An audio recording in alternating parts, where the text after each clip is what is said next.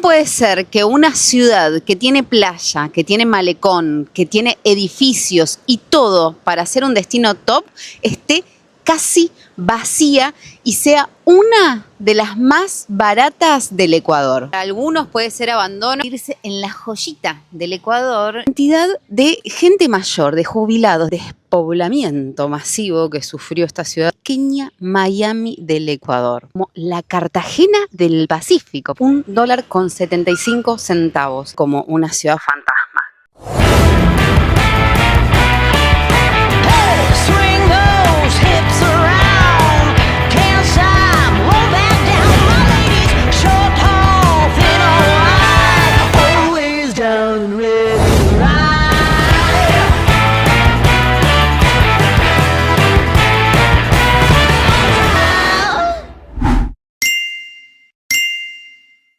Bienvenidos a un nuevo video de Rodando hacia la Libertad en Ecuador. Estamos en Bahía de Caracas, un lugar que en algún momento llegó a ser el puerto más importante del Ecuador, pero hoy parece una ciudad detenida en el tiempo. En este video te voy a mostrar cuánto cuesta realmente vivir o viajar acá, qué pasó después del terremoto del 2016 y por qué muchos extranjeros se fueron de aquí dejando todo atrás. Bueno, primero nos vamos a ubicar. Bahía está al centro de la región litoral del Ecuador, a orillas del Pacífico. Esta ciudad entre 1890 y 1920 fue uno de los principales puertos del Ecuador. Para aquella época, Bahía comenzó a convertirse en la joyita del Ecuador. Esto vino de la mano con el auge portuario, porque muchas familias extranjeras se vieron atraídas a este lugar para poder realizar sus exportaciones agrícolas hacia Europa o Estados Unidos. En el video anterior les contaba que en una época el puerto de Bahía llegó a ser el principal del país y que exportaba cacao, café, la tagua, la semilla de la palma, madera, entre otras cosas. Y gracias a ese movimiento portuario, la bahía de Caracas sufrió un crecimiento poblacional muy pero muy rápido. ¿Y qué pasó entonces para que un próspero puerto se convierta prácticamente en una ciudad sin gente? Lo primero que sucedió fue el fin del auge del puerto. Primero por la construcción del puerto de Manta y segundo por la sedimentación del río Chone. El río Chone pasó de ser un canal navegable de gran profundidad a ser una zona de bancos e islotes imposible para la navegación. Esto generó el declive del puerto de Bahía y con eso el comienzo del declive poblacional de toda esta ciudad. Bueno, ahora vamos a recorrer un poco el centro de Bahía para que vean ustedes mismos cómo está ahora. Y para que esta ciudad llegue a estar así como está ahora, pasaron varias cosas. Antes del terremoto del 2016, del cual hablé en el video anterior, hubo otro terremoto. Miren, justamente acá hay uno de los edificios que quedó afectado por el terremoto del 2016. Miren el estado en el que quedó, completamente inhabitable. No, es impresionante. Así quedó después del 2016, hace 10 años. En 1998 hubo otro terremoto, gran terremoto, que destruyó gran parte de la infraestructura hotelera y residencial y provocó que muchas familias se mudaran a Manta, a Guayaquil, a Quito. Generó un gran movimiento interno. Después, bueno, vino el terremoto del 2016, que fue otro de los sucesos que generó una drástica disminución de la población, porque claro, la gente perdía las viviendas, perdía los negocios. El terremoto destruyó el 74% de la ciudad, dejando edificios icónicos en escombros o inhabitables. Y escuchen esto, después del terremoto, algunos censos locales señalaron que la población urbana cayó de más de 20.000 habitantes a menos de 4.000 en los meses posteriores a la tragedia. Tremendo. ¿Cómo no va a parecer una ciudad fantasma si quedó menos de un cuarto de la población? Pero bueno, por otro lado también hay que ver el lado positivo porque se volvió una ciudad muy, pero muy tranquila y por lo menos la gente se ve también muy, pero muy relajada. Impresionante. Esto para algunos puede ser abandono, pero para muchos puede ser la paz total. hay que ver cómo se lo mira.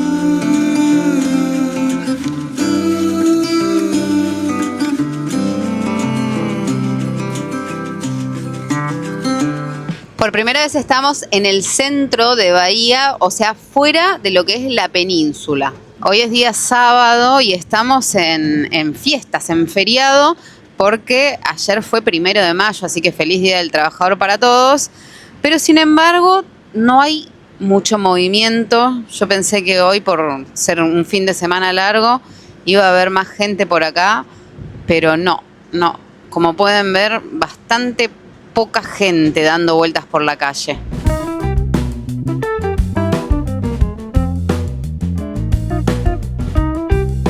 Este edificio está para estrenar, parece, ¿eh? Está nuevito y parece que no está habitado todavía, el de la esquina.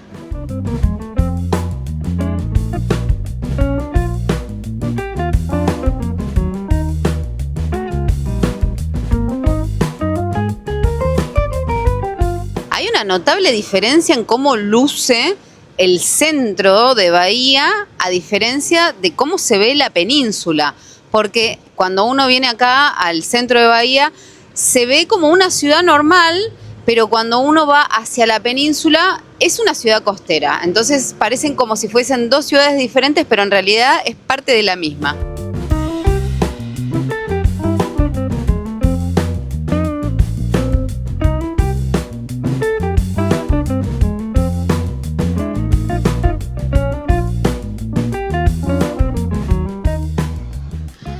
Este es el contraste del que les hablaba. Cuando vos venís a esta parte, recorres la península, se ve todo como más prolijo, como todo más nuevito, hasta con más nivel, les diría.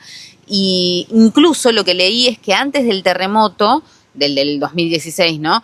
Este era un destacado destino turístico elegido y preferido por la clase alta. En ese entonces, la ciudad se caracterizaba por sus altos edificios residenciales y también la visita constante de figuras, personas de alto poder adquisitivo. Digamos que era un destino top para la élite y en toda esta zona yo creo que todavía igualmente se ve reflejado a pesar del contraste con los edificios que todavía quedaron destruidos por el terremoto, ¿no?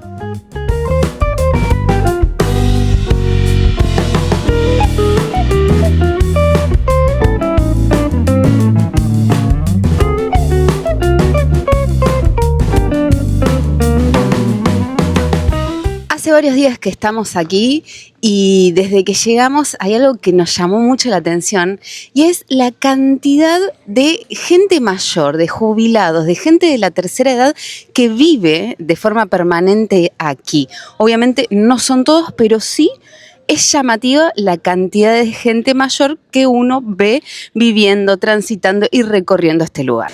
En las últimas décadas, Bahía se consolidó como un refugio de jubilados. Muchos de ellos, no todos, pero sí muchos, extranjeros provenientes de Estados Unidos y de Canadá. Esto se dio por varias razones. Una es el bajo costo de vida que hay aquí. Es muy económico vivir en Bahía de Caracas. Incluso leí que se puede vivir cómodamente con $800 por mes cubriendo el gasto de la vivienda, el gasto de los impuestos y comida fresca. ¿Qué les parece ese monto?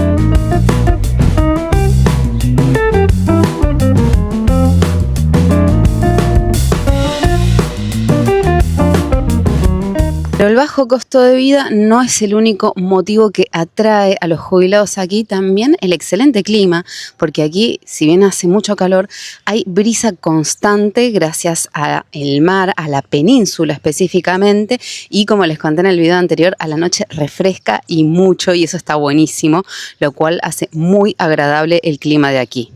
Yo escuchaba a alguien que estaba trabajando, pero no lo veía. Ahí lo tenemos al pájaro carpintero, mirá cómo le está dando.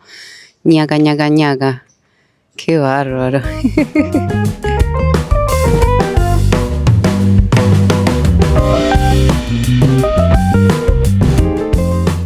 La percepción de ser una ciudad segura, la cercanía con la naturaleza, esos son también algunos de los motivos que atraen a los jubilados, pero hay un motivo más que atrae a los extranjeros, y es que Ecuador otorga una visa de jubilados. Esto es una facilitación para aquellos extranjeros que quieren residir de forma permanente en el país o de manera prolongada aquí en el Ecuador.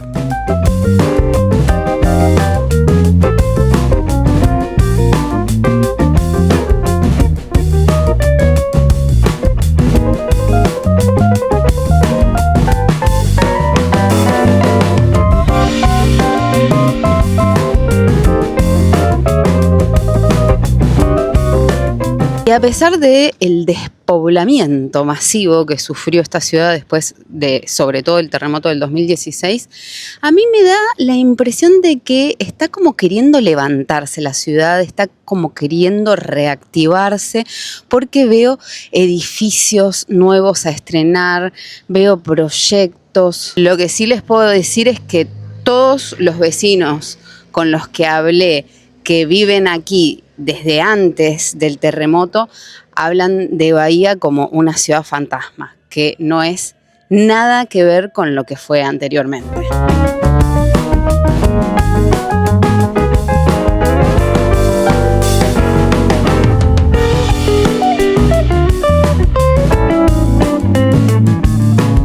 Hablando de costo de vida o también de lo que cuesta viajar acá a Bahía hoy en día en el 2026, hay algo que me llamó la atención, y es que recién estuve preguntando los precios en los restaurantes en el malecón, y ustedes saben que siempre comer en los malecones es mucho más caro que comer lejos, alejado de la costa.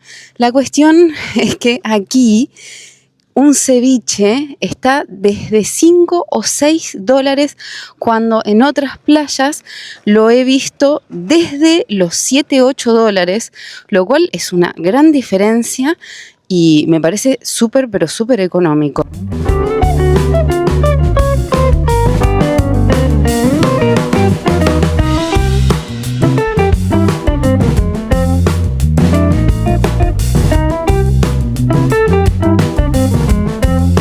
Esto es algo muy característico de Bahía y son los edificios altos enfrente de la costa, en el perfil costero, toda esta línea de edificios. Y esta línea de edificios costeros es la que ha hecho que en algún momento se le llame a Bahía como la pequeña Miami del Ecuador. En estos días me he cruzado a varias personas mayores con rasgos extranjeros y eso es muy llamativo. La verdad que en todo nuestro paso por Ecuador no lo había visto en ningún lado. Sí, extranjeros jóvenes de turistas, pero residentes permanentes es la primera vez que lo veo.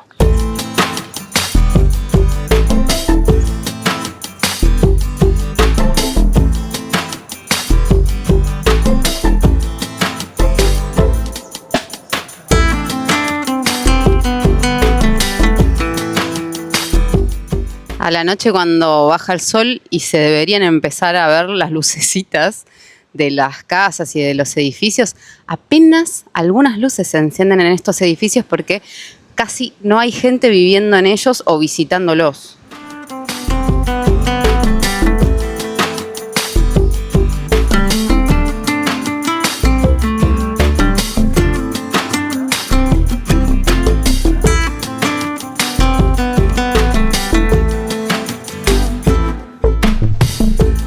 Estamos subiendo para conocer otro de los íconos de aquí de Bahía, porque en el video anterior conocimos el puente, que para mí es el mayor ícono de aquí. Bueno, ahora nos estamos yendo a conocer la cruz.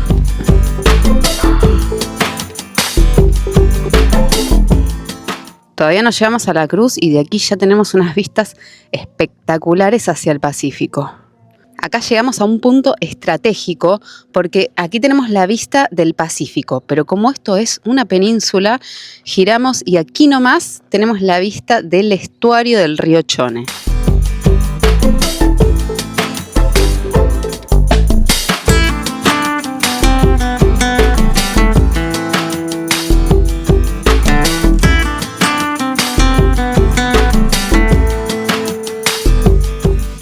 Ay Dios, soy un tomate. Entre la subida y el calorcito Casi escupo los pulmones acá en la entrada, pero finalmente llegamos a la cruz. La cruz es un mirador, es, como les decía, uno de los íconos de acá de Bahía de Caracas. Está cerrado con candado, pero hay un cuidador que viene, que te abre, que es el señor que está acá limpiando, cuidando, organizando todo esto para que esté impecable, porque la verdad está divino todo. Está todo muraleado, como pueden ver, con imágenes representativas de aquí, de la cultura manabita. Y también tenemos a la imagen del tren, que es algo de lo que hablé en el video anterior, el ferrocarril, que también fue tan importante en la época del auge del puerto. Este mirador tiene 18 metros de alto y tiene todas estas escaleritas para ascender hasta la cima de esta cruz. La brisa es la gran recompensa, además de la vista que hay aquí, de haber hecho todo este esfuerzo para haber llegado hasta aquí. Este mirador tiene una vista espectacular del Pacífico. Después tenemos a toda la península, vean cómo se ve clarita la forma de la península, y por este lado tenemos el estuario del río Chone. Por aquí tenemos todo lo que es la vista de San Vicente, y hacia nuestra derecha vamos a ver la joyita de aquí de Bahía de Caracas, el puente Los Caras.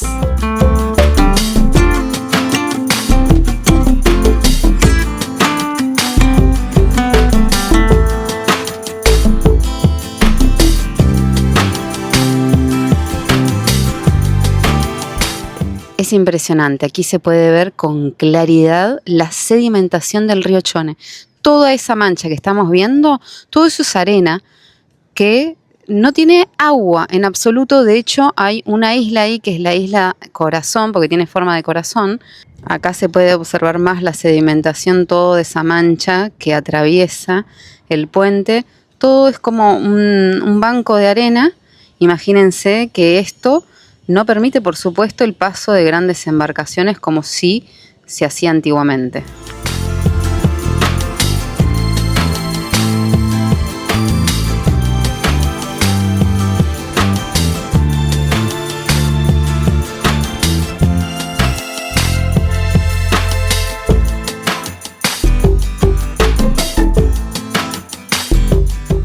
A mí me gusta mucho leer los comentarios de la gente que visita cada lugar, porque así uno se puede ir dando como una idea de cómo es ese lugar.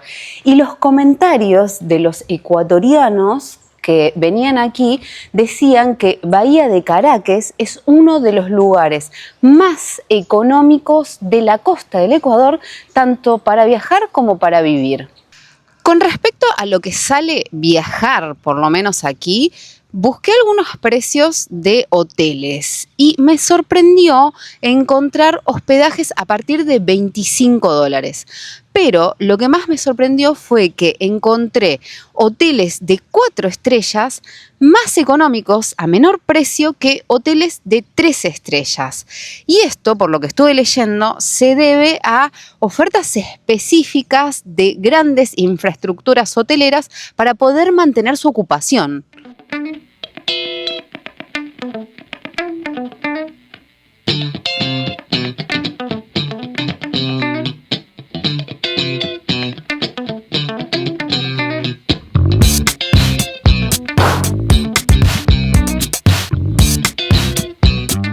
Y díganme si esto de los hoteles no les parece sumamente curioso.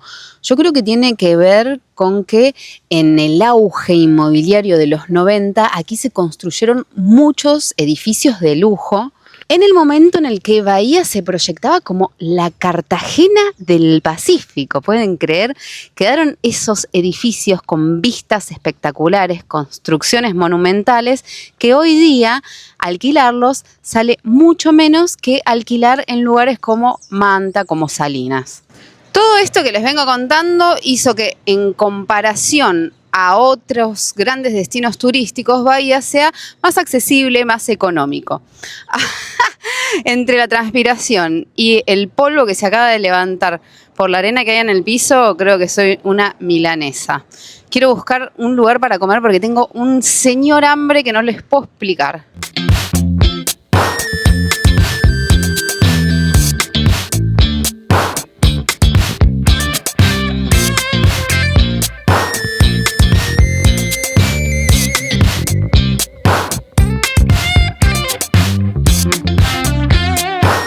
Me vine a comer el plato que yo creo que es insignia del Ecuador, a ver si lo pueden ver, que es el encebollado. Y les voy a contar algunas cosas de este plato que tal vez no sepan. Primero que es mi plato favorito del Ecuador, es mi preferido lejos.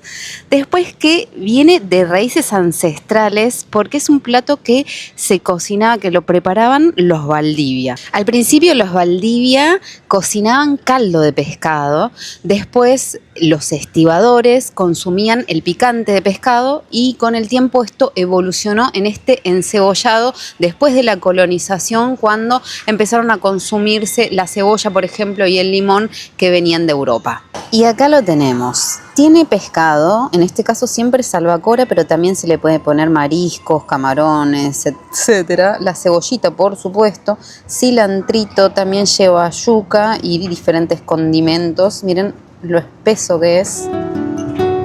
Y así es como se come hoy día. Hay que ponerle los chiflitos partiditos encima. Así es como debe ser, ¿eh? Nada de ponerle pochoclos, canguil, que algunos te dan con pochoclos. Va con chifles y yo le voy a poner el picante que me encanta.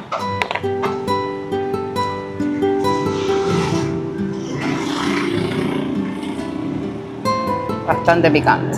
Los chifles, para quienes no lo conocen, son como unas papas fritas. Es plátano verde, en este caso es verde, bien finito, que se fríe y queda bien crocante. Esos son los chifles, yo siempre los menciono. Son como los patacones, pero más finitos y son un snack delicioso. A mí me encantan. Vamos a ver cómo está.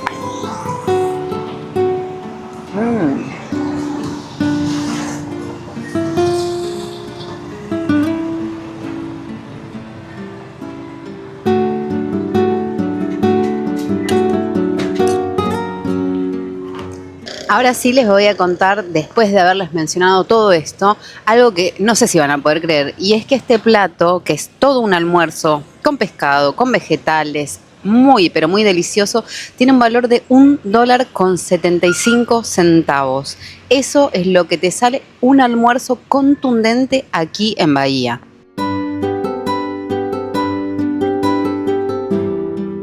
Hay varias ciudades costeras que se disputan la creación del encebollado, pero no se sabe con certeza en dónde se cocinó por primera vez este plato con las características que tiene hoy, pero sí que se popularizó en Guayaquil entre los 50 y los 60, que se vendía en las calles, en unas palanganas enlosadas, y se vendía en las puertas de los colegios, en las calles, y la gente empezó a consumirlo como desayuno principalmente, pero también se dice que es muy bueno para la resaca. Ah, pero yo quedé pipona, con el encebollado. Es contundente, es una sopa espesa y además tiene mucho pescado, así que es llenadora.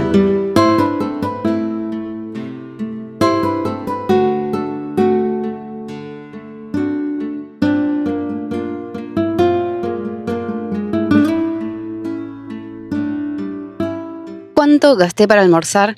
$2 gasté para almorzar, nada más. $1.75 el encebollado, que si lo multiplican por el valor al que está el dólar en cada país, van a poder entender un poquito más. En Argentina, hoy día, al valor que está el dólar, serían 2.500 pesos argentinos. Díganme si ahí por 2.500 pesos pueden comprar un plato abundante de sopa con pescado y vegetales. 25 centavos me salió el agüita, porque gaseosa yo no tomo, pero díganme si no les parece realmente barato, realmente accesible este precio. Sí, obviamente tengo que aclarar que el encebollado es un plato económico aquí en Ecuador, pero nunca lo había visto a este precio. Incluso me dijeron vecinos que se puede conseguir hasta por $1.50, en otros lugares la misma porción que comí yo.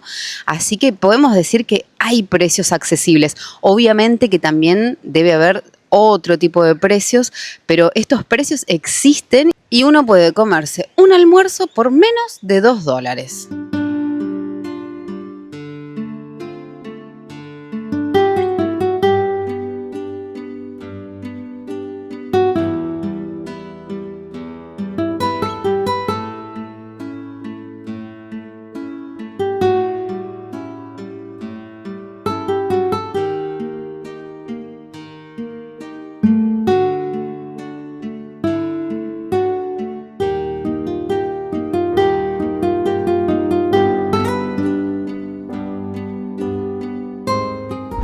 Qué lindo poder llegar a la casa y tener agua para darse una ducha con el calor que yo sentía cuando volví, porque la verdad es que el sol acá es muy, pero muy fuerte, entonces el calor se siente muchísimo y yo llegué con lo último, pero me pude duchar a pesar de que acá nosotros no pudimos comprar, no pudimos conseguir agua, tuvimos que comprarla, porque aquí no hay servicio de agua potable, a pesar de que se tiene al río Chone. Bueno, la sedimentación del río y otros problemas hicieron que la gente prácticamente no reciba agua y tenga que comprarla. Por eso se ve mucho en las calles el camión que va a cargar el agua a las casas, que sale muy caro, pero bueno, eso es uno de los aspectos negativos de acá de la bahía, que no poseen, no disponen de agua potable.